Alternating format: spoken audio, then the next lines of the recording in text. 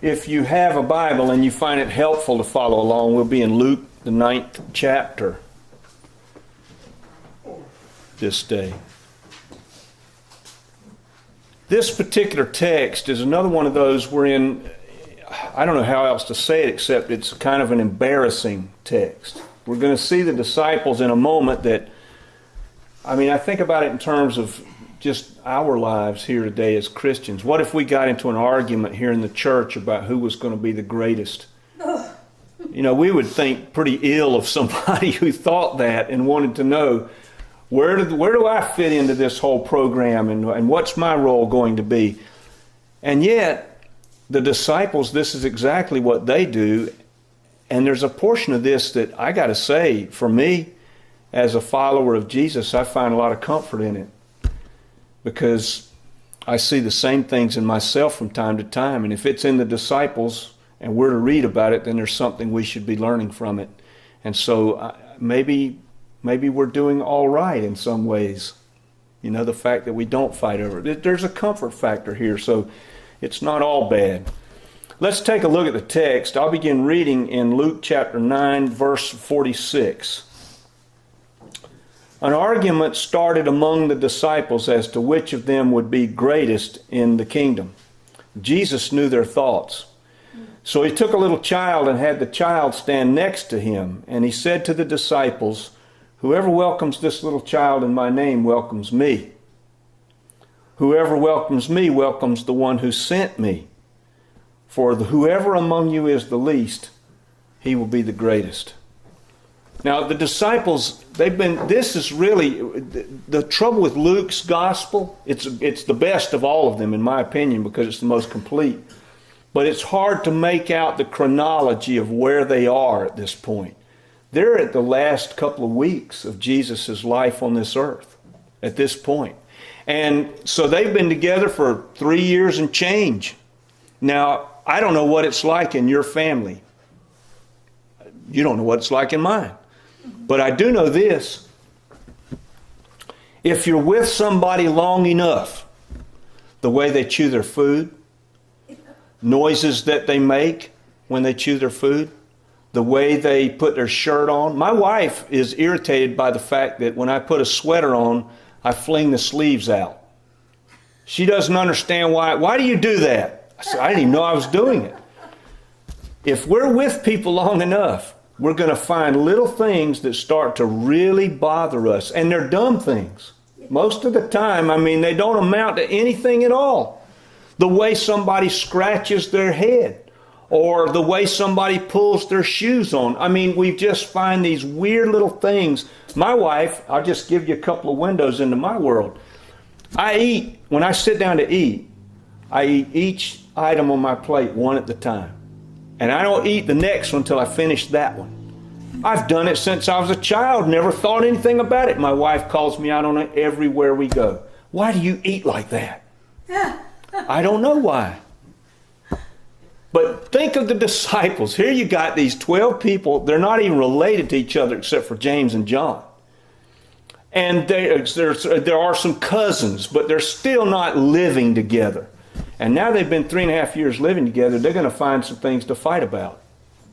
Sooner or later, it's going to happen. If you're with a group of people long enough, I've done it. I've traveled with people for years who weren't my family. And I can tell you, you'll find things to fight about over time. And these guys, they've got so many things against them. Number one, they don't understand Messiah. They know the word. They're good Jewish boys. They understand who Messiah is supposed to be. But Jesus is not going to be like that. Jesus is not going to throw the Romans out and take over the kingdom of David and sit on the throne and make Jerusalem the navel of the world once again. As a matter of fact, 30 years after Jesus' ministry, the opposite's going to happen. The temple's going to be torn down stone by stone. They think that's what's coming. They think that Jesus is going to sit on the throne. Don't you know that when they went into Jerusalem, when Jesus rode the donkey in and they're throwing the palm branches down, Hosanna, welcome to he who comes in the name of the Lord. It's David's descendant coming to sit on the throne. That's what they're thinking. So they don't understand. And with that, they're looking at Messiah as a geopolitical person. And so they're thinking, okay, when he becomes, well, let's make it American. When he becomes the president, will I get to be Secretary of State? Will I get to be the ambassador to Egypt?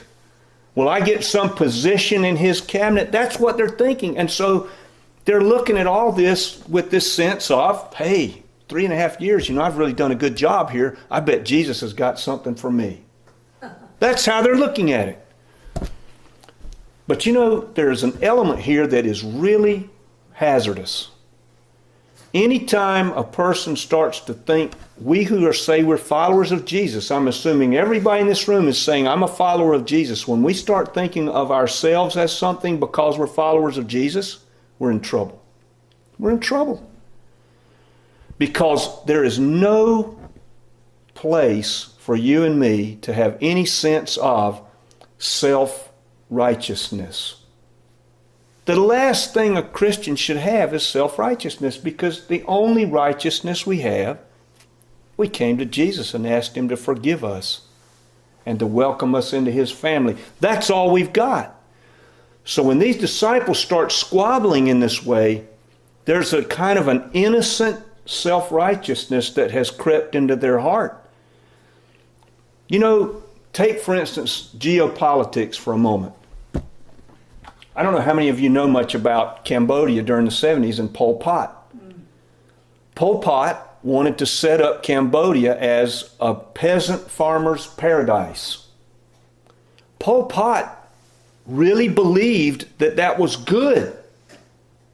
And Pol Pot saw it so good that he was willing to kill 2.5 or 3 million Cambodians, we're not sure, of his own kin people, country people, killing them just because they didn't fit into what he saw as the ideal for the peasant farmer's paradise.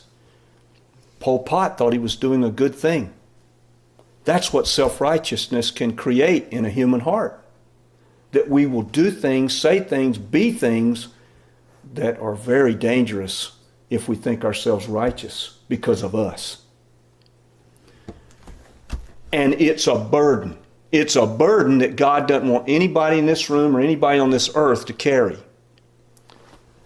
I read this fable.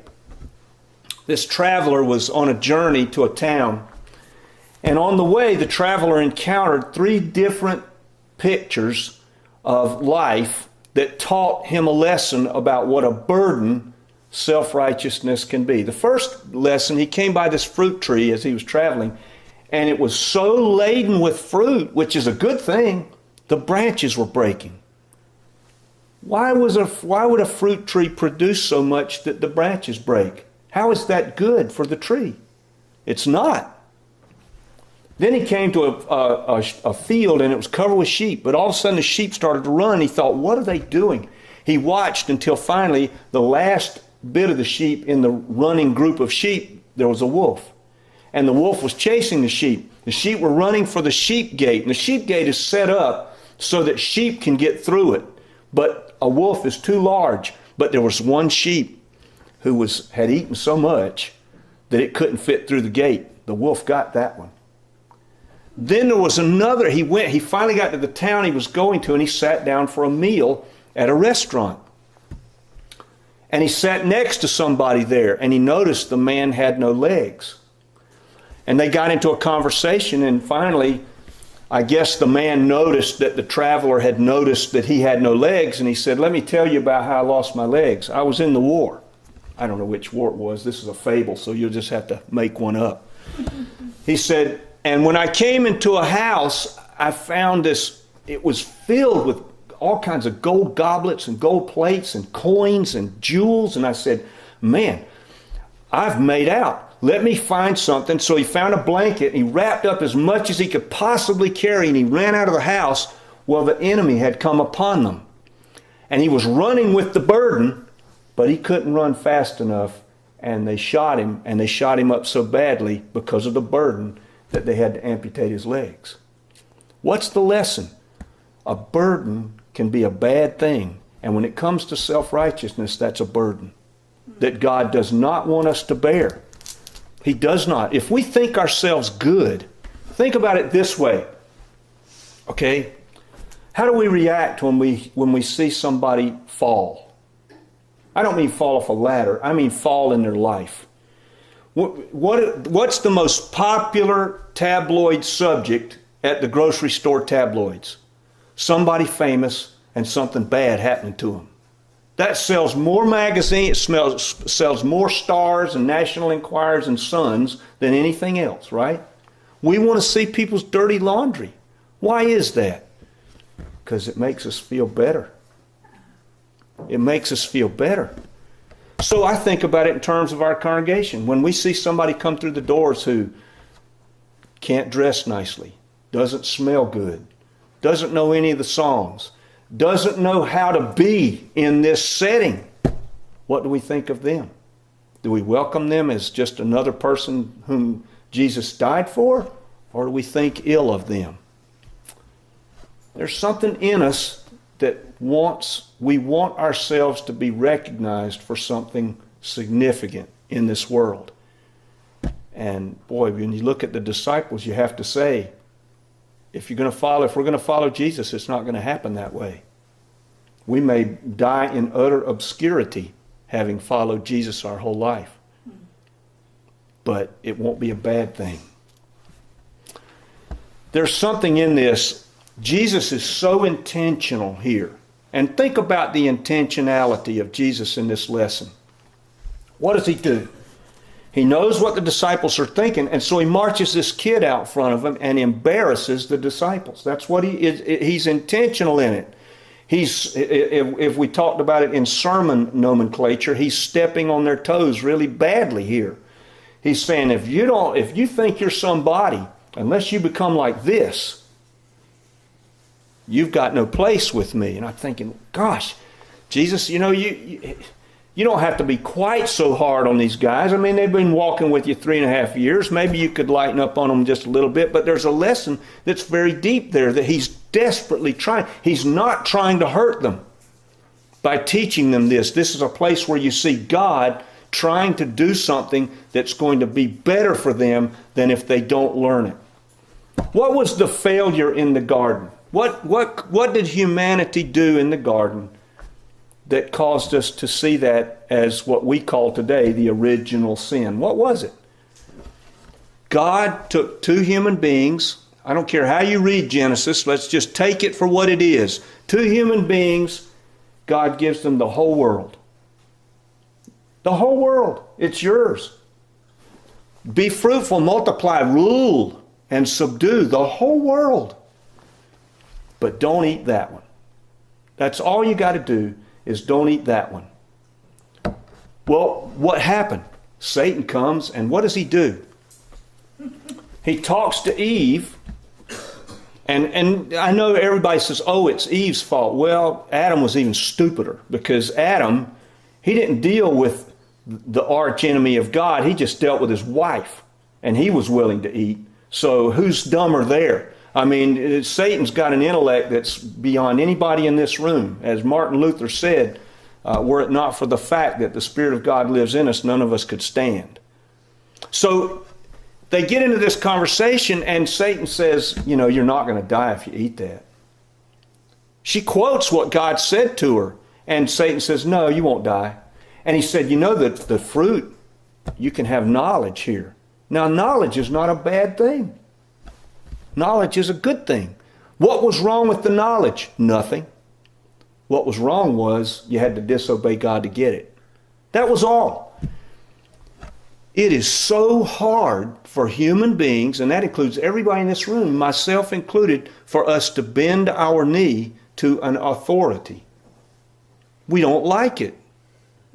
We don't like it. We don't want to have to bend our knee. We want to be people who can just make our own decisions. Jesus marches that little child out there and says, here's what you're supposed to be like.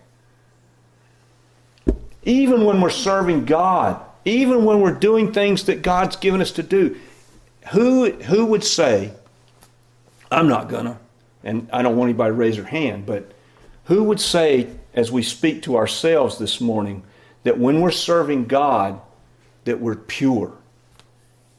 That we don't see ourselves doing that thing, the good thing.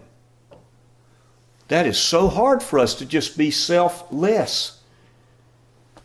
I'm so thankful that God knows that about me. He knows that about all of us. He recognizes the fact that we cannot totally turn off our sense of self in the things that we do. But what a contrast with Jesus. I mean, think about it. Our leaders, we have leaders in government and various places, and we look at them and they have a sense of detachment from us. And I had a pastor friend of mine years and years ago. We were talking about pastoring. He said, you know, one thing about being a pastor, Rip, for me, he said, I can't really be friends with anybody in the congregation. I said, what are you talking about? He said, I need to be apart from them. If I'm going to be pastor, I've got to be apart from the people in the congregation. I said, I don't even understand that.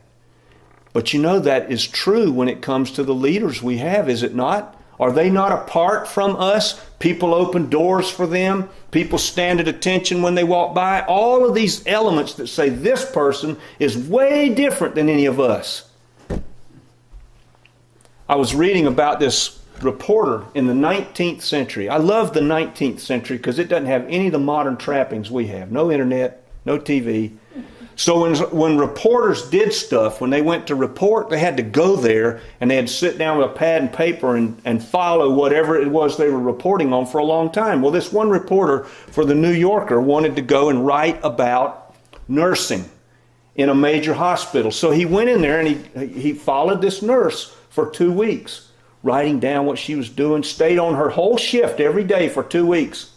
At the end of the 2 weeks, he was just amazed at this woman. He said, ma'am, you need to go to the hospital and tell them to pay you more. God knows you're worth it.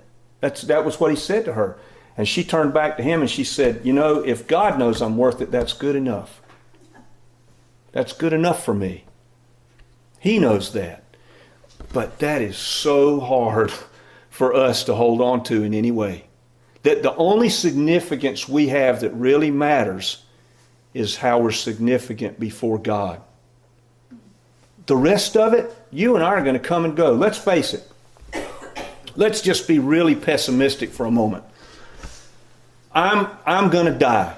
You know, I'm 60.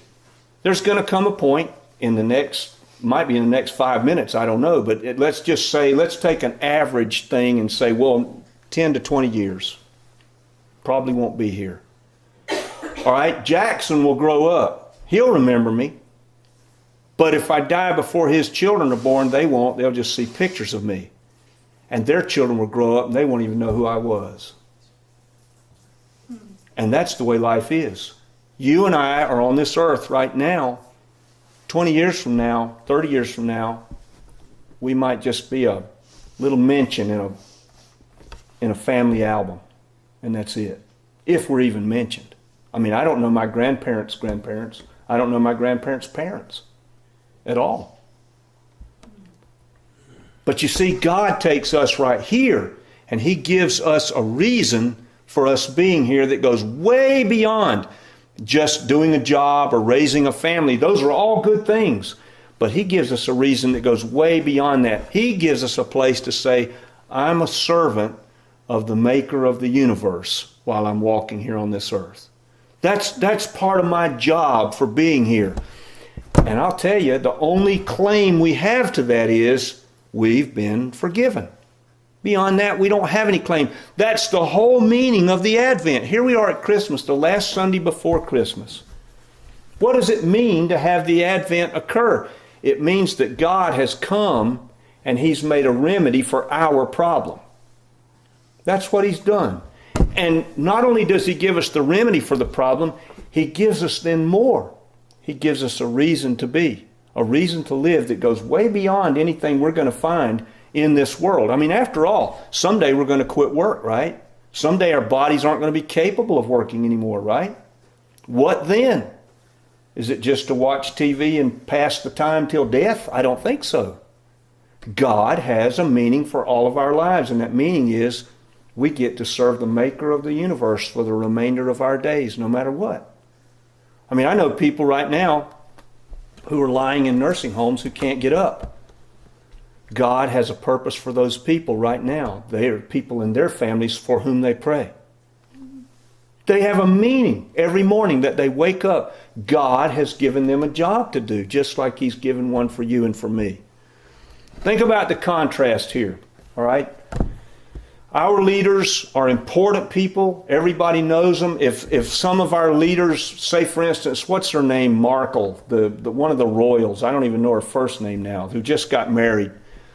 What kind of diapers are you going to buy for your child when the child, she's pregnant now, you know? What kind of diapers are you going to have? What kind of crib are you going to have? What kind of food are you going to feed? How are you going to raise the children? We want to know all that stuff.